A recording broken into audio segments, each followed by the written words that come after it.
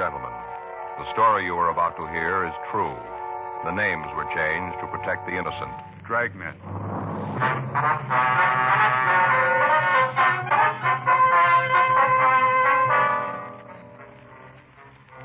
You're a detective sergeant. You're assigned to forgery division, shoplifting detail. An organized gang of thieves has started operating in your city. In spite of the precautions taken, the thieves are still working. Your job? Stop them. It was Monday, September 20th. It was cold in Los Angeles. We were working the day watch out of forgery division, shoplift detail. My partner's Frank Smith. The boss is Chief of Detectives Thad Brown. My name's Friday. We were on our way out from the office, and it was 9:45 a.m. when we got to the 8th floor of the Whitfield department store. Security office. Yes, sir. Can I help you? We'd like to see Mr. Dunlop. I believe he's expecting you. Your name? Joe Friday. Oh, yes. You want to go right in? Thank you. Thanks, Frank. This door here? Yes, go right in. Come on in. Hi, Jerry. You know Frank, don't you? Sure. How's it going? Hi, Jerry. You boys want to sit down? Thank you. I'll have the girl sent up. Okay. Yes, sir? You want to have Miss Evans sent up, please? Miss Evans, yes, sir. I'd like to ask you guys a favor. What's that, Jerry? Poor kid thinks this whole thing is her fault. I'd appreciate it if you could take it easy on her. Oh, we'll do our best. Sure. What'd they get away with this time? Oh, here's a list. Thank you. Here's a copy for you, Frank. Oh, thanks. You got any idea when they were in? It's hard to tell for sure. We're open Friday night, and then Saturday's a pretty rough day. It wasn't until after closing we found it. I figured they either moved in late Friday night or early Saturday morning. Miss Evans' girl discovered the theft, did you? No, she didn't know anything about it. The stock clerk found it. He was running through the inventory to replace the coats and suits. Noticed there were several that couldn't be accounted for. He called me. Mm-hmm. Evans' girl's in the department. I talked to her this morning. It looks like she waited on the pair. She able to come up with any kind of description? Yeah, I think she'll be able to help us. Oh, excuse me. Yes? Miss Evans is here. Well, send her in, please. Yes, sir. Come in. You wanted to see me, Mr. Dunlap? Yes, would you come in, please? Yes, sir. Oh, Miss Evans, this is Sergeant Friday and Officer Smith. They're from the police department. How you doing, man? Hello. I don't know why you want to see me, Mr. Dunlap. I told you I didn't know anything about them. I told you. You've got to believe me. I didn't have anything to do with them. I never saw them before. Now, you just sit down, Miss Evans. Thank you.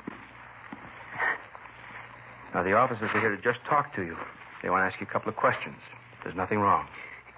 You mean I'm not going to lose my job? No. Really? You're not going to fire me? We never even considered it.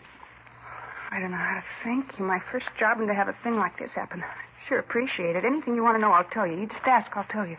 All right, Miss Evans. Have you any idea who might have stolen the merchandise? Oh, didn't you tell them what I said, Mr. Dunlap?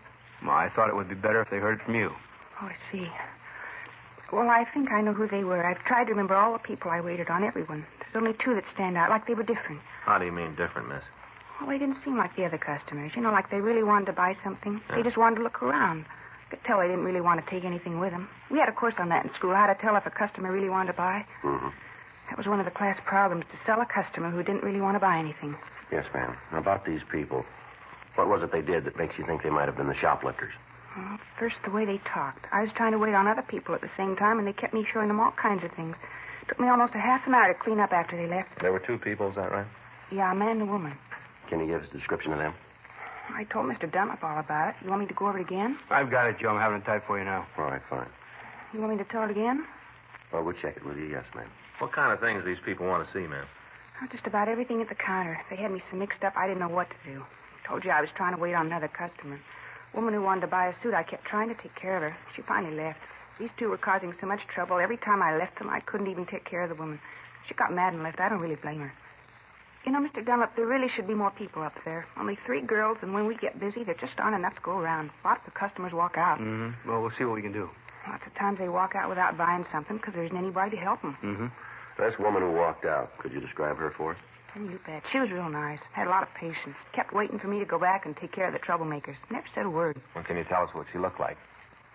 Well, I'd say she was about 35. It's hard to say for sure. She took real good care of herself. You know, hair all nice and good makeup. Not cheap-like. Nice hands and a manicure. Was she carrying any packages when she came in? Do you remember? Gee, I gotta think about that. I don't think so. Oh, you know, a couple of paper bags like from the notions department. Maybe face cream or cologne, things like that. No large boxes? No. I don't see why you're so interested in her. The other two were the ones who caused the trouble. They're the ones who must have taken things. Why are you asking about the lady? How was she dressed, do you remember? Oh, just beautifully. Had on a gray suit with large lapels. Kind of peplum that came out like this. Rhinestone buttons, beautifully good taste. She wearing a coat? Mm-hmm. Long. Had a stand-up collar, real full skirt, tight bodice. Where was she looking at the suits? Over by the counter. She'd hold them up, in front of the mirror. She knew what she wanted, looked at the material, the way they were made. She'd have bought if I could have spent a little time with her. She liked the merchandise, liked everything I showed her. Mm-hmm. How many things did you take off the racks for? I guess she looked at a dozen styles. A dozen real high-style suits. That seemed to be all she was interested in. You don't think she had anything to do with the stealing, though, do you? Well, looks like she was the one who did the actual taking of the merchandise. The other two were there to keep you busy. I can't believe that. She was so nice, never seemed to get upset, even when I couldn't spend more time with her. Real nice. Didn't get upset at all when she couldn't find what she wanted. I'm afraid you're wrong there. She found it.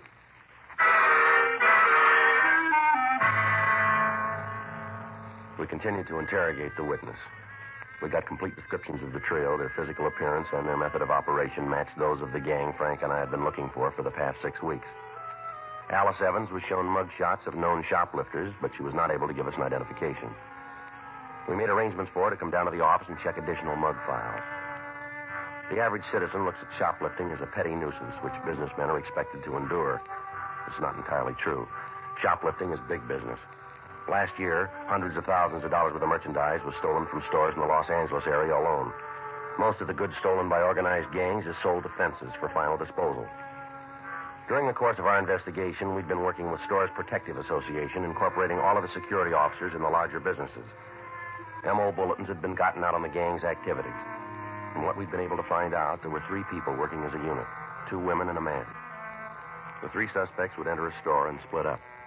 One of the women would pretend to be looking at merchandise, while the other 2 suspects would engage the clerk in conversation, in that way keeping her away from the first member of the trio. The articles stolen were almost always either coats or suits, and we noticed that one line of merchandise seemed to attract the criminals more than others. Monday, 3:46 p.m. Frank and I went down to a second-hand clothing store on 5th Street to talk to the owner. Be right with you. Toby? Yeah. Hi, fellas. What's going on? Oh, we got some things we want to talk to you about, Toby. Sure, just having a cup of coffee in the back. Come on, I'll pour you a cup. Fine, thank you. In here? Yeah, sit down. Get you some java. Thanks.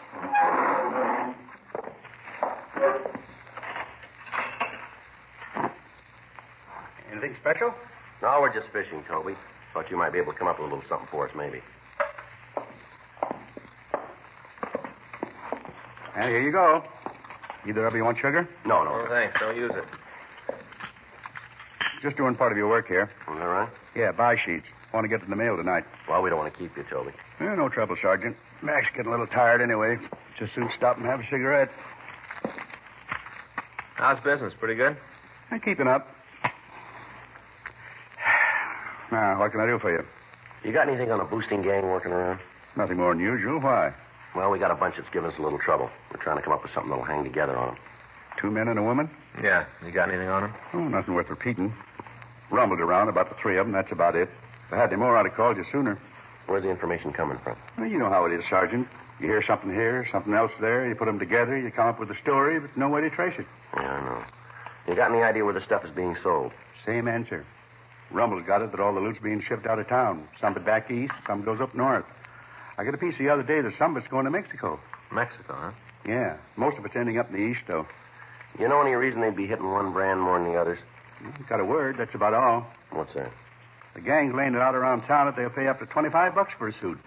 You know, going price is around 5, maybe 6.5. Mm-hmm.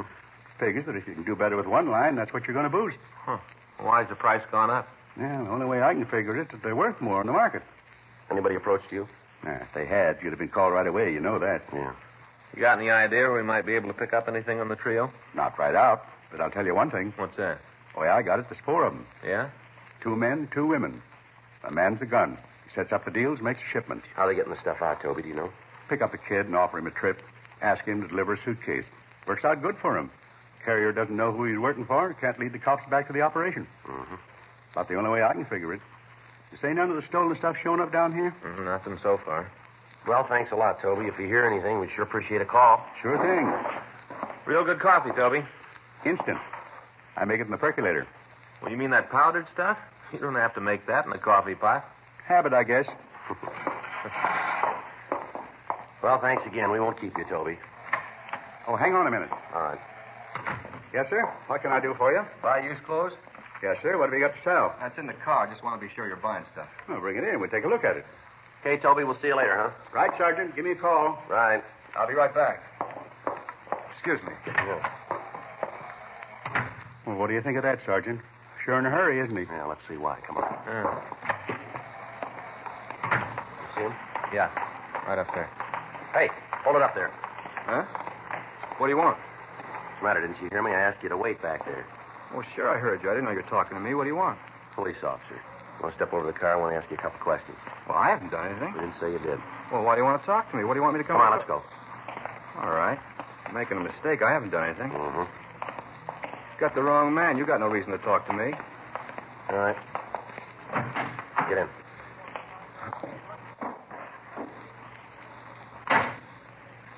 All right, sit still.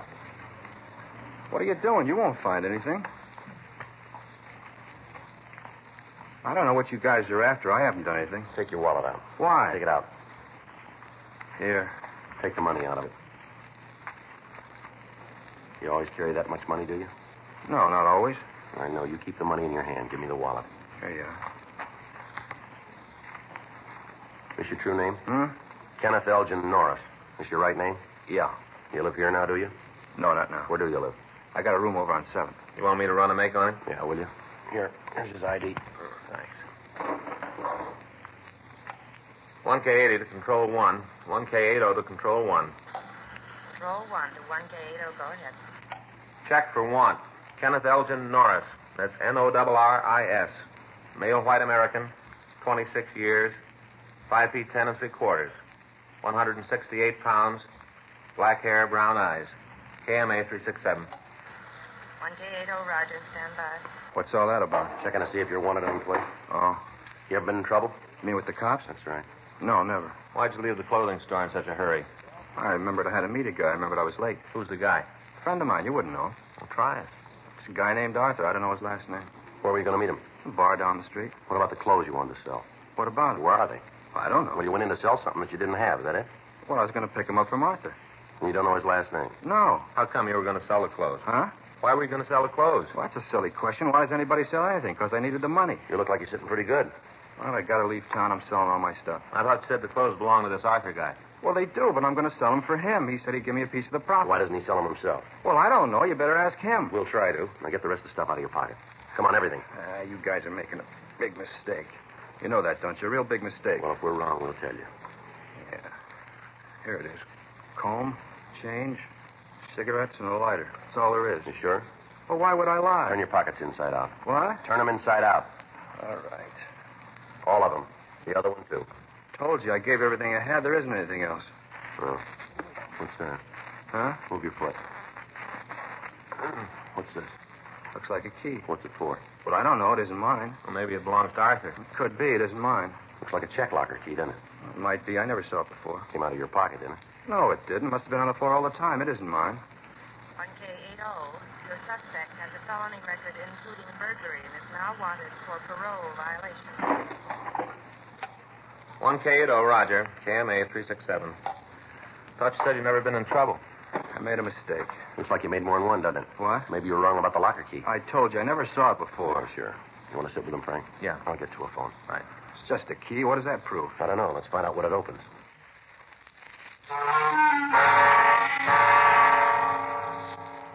We got the location of the locker, and with the suspect, Frank and I drove over and removed a large black suitcase. The locks on the case had been broken, and inside we found 11 women's suits of the same type that had been stolen from the Los Angeles stores. All identifying labels had been removed, but we were able to find the tag issued by the National Recovery Board inside the seams of the suits. We got in touch with their Los Angeles office, and they told us that the serial number had been issued to a San Francisco company. On the way back to the city hall, we stopped and searched the suspect's room thoroughly, but we found nothing. When we got to the squad room, Frank went to the business office to arrange a phone call to San Francisco, and I took the suspect to the interrogation room. 6:20 p.m. You guys got to believe me. That stuff's not mine. I don't know where it came from. Where'd you get the key? Well, it's not mine. I never saw it before. That's kind of hard to buy. Well, I don't care if you want it or not. That's the way it is. Tell us a little more about this Arthur, will you? I told you everything I know. Where'd you meet him? In a bar down on Main. I told you that before. Now, what's the matter? Don't you believe me? You're making it tough to believe. I'm telling you the truth. Where'd the suits come from? I don't know. All right, here. Take another look at them. Might help you remember, huh? They were in the suitcase when Arthur gave them to me. That's all I know. Where'd he get them? I don't know. Did he steal them? Well, I don't know. Why'd he give them to you? He just said he wanted me to take care You of them. told us before he wanted you to sell them, didn't you? Well, he did. Where were you going to make the payoff after they were sold? He said he'd get in touch with Where? me. Around. He said he'd find me. He gave you over $500 worth of suits, and he said he'd get in touch with you, huh? That's right. When? Sometime. He didn't name a date? No, just said he'd look me up. How many times have you been arrested? You got the record. Why asking me? We want you to tell us. I don't know. I forget. We'll take a guess. Oh, a few times. 5? You got the record. When's the last time you checked with your parole officer? I forget. You know your package is tabbed? No, I didn't know until I heard it on the radio. You had no idea, huh? No. You went up for burglary, is that right? Yeah, they sent me up to the joint. You know you're going back, don't you? Yeah, I guess. Not going to look good to have another charge marked on you. What do you mean? Burglary. How'd you dig that one up? These suits, if you can't explain them, it isn't going to look too good, is it? Look, I told you, Arthur gave them to me. And he said he'd get in touch with you. Yeah, that's right. Sure. Come up with the answers yet? Says he doesn't know them. Yeah? Maybe we can help. Hmm? Just got through talking with a George Ryder up north. No. He checked the records, code numbers from the shipment to the Whitfield department store. Looks like the bunch we're after. Now who's Arthur? You mean the suits were stolen? You called it. Who's Arthur? Look, I don't want to go back to the joint on a beef like this. We don't decide that. But if I help you guys, you'll take care of me. You'll talk to my parole I officer. can't make any deals with you. Yeah, but I don't want to fall this way. That's up to you, mister. You're sitting in the middle. Now, which way do you want to go? Nobody can help you but yourself. Miss Arthur must be a fine friend, leaving you with a bunch of stolen merchandise. Might be the way he figured it. What's the matter? Doesn't Arthur like you? Okay, I'll go the route. No. I'll tell you where to find him.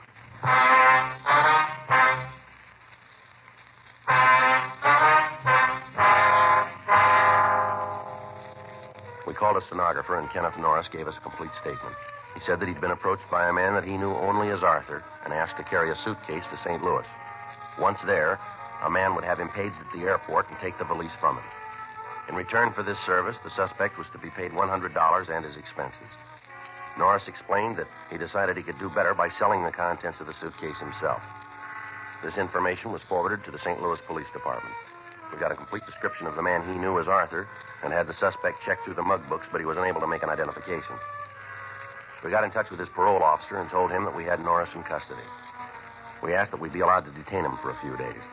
The following morning, we met with Chief Detective Thad Brown and Captain Welsh. It was decided that Norris would take us to the bar where he'd met the thief and he'd point him out. Norris would then be brought back to the main jail and booked, and I would try to establish myself with this Arthur. In that way, we would have a better chance of building a case that we could take to court and apprehending the entire shoplifting gang. On Wednesday morning, September 22nd, Norris, Frank, and I drove over to Main Street. We checked the bar, but the suspect wasn't there. We waited in our car, which was parked down the street. Arthur failed to arrive. He didn't show up at the bar on Thursday or Friday. Saturday, 12:40 p.m. Norris pointed down the street. There, that's him just going in the place. Fellow in the gray suit there? Yeah, that's him. You sure? I got no reason to lie, have I? All right, Frank. Yeah. You want to take Norris back to the office? I'll go on in. Okay. I'll be right back. All right. Sergeant, Yeah. I'll give you something for free. Yeah, what's that? Take it easy with Arthur. Don't press. How do you mean that? He's a pretty rough guy. That's so? Yeah, I hear he carries a gun. Be a lot of trouble if he's got it with him. Not unless he tries to use it.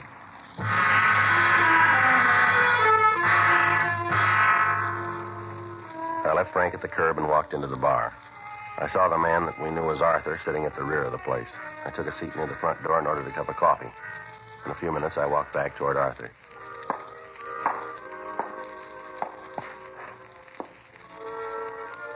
Something you want?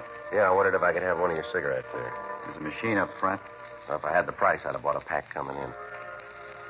All right. Here. Got a match? How you fixed for breath? Look, I just asked you for a cigarette. If you don't want to give me one, say so and I'll shove off. Never mind. Here's your match.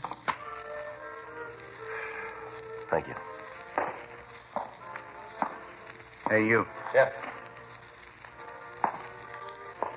You're broke, huh? All the way. Just got in town? This morning. Where from? Up north. Narrow it down. Look, mister, here's your cigarette bag. Give me one of these doesn't tell you my life story. You hungry? I haven't eaten for 2 days. Here. Thanks. Appreciate this. How long are you going to be in town? Well, it depends on how things work out. You got a job? Well, I'm going to look. What do you do? Whatever pays. Tell you what. Well? I got some friends around town. Might be able to use you. Check with me in a couple of days. Might be able to do something for you. How do I get in touch with you? Meet me here. I tag the place a couple times a week. Just ask if Arthur's around. What's your name? That's what I'm using this season. If you look me up, kid, we'll work something out. Yeah, I'm sure we will.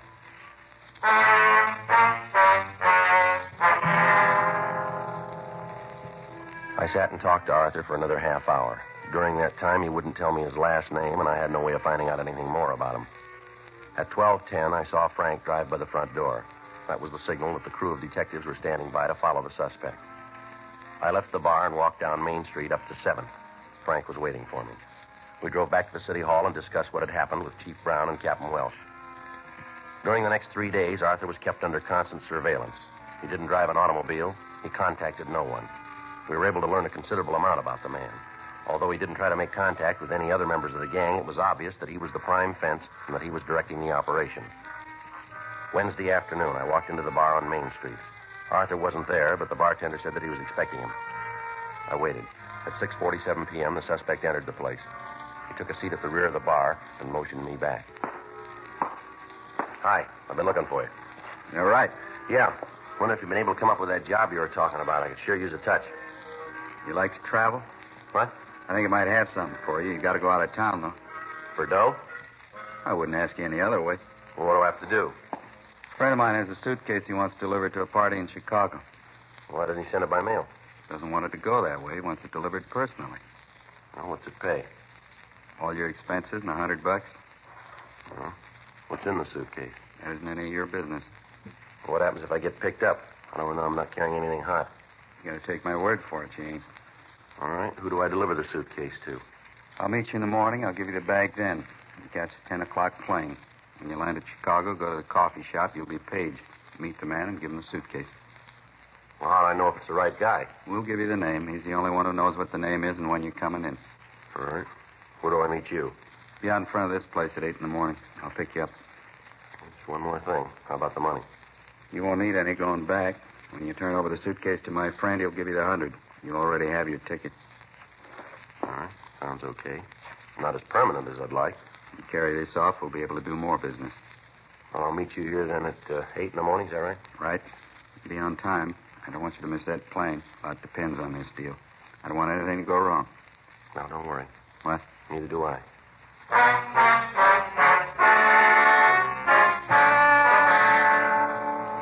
I left the bar and met Frank.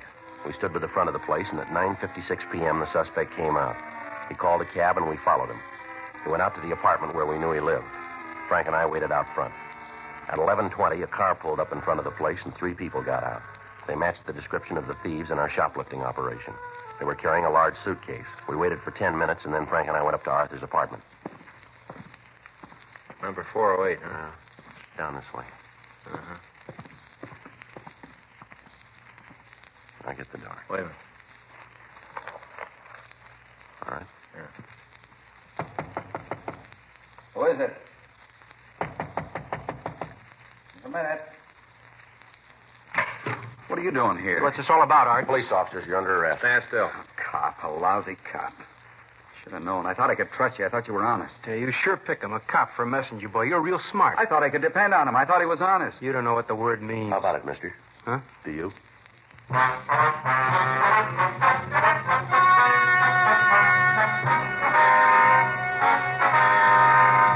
Arthur Nelson Thompson, Samuel Donald Hickok, Georgia Baxter Nielsen, and Dorothy Marie Simpson were tried and convicted of burglary in the second degree, 14 counts.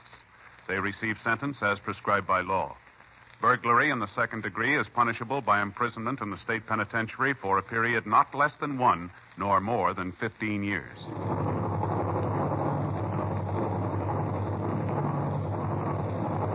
You have just heard Dragnet, the authentic story of your police force in action, and starring Jack Webb, a presentation of the United States Armed Forces Radio Service.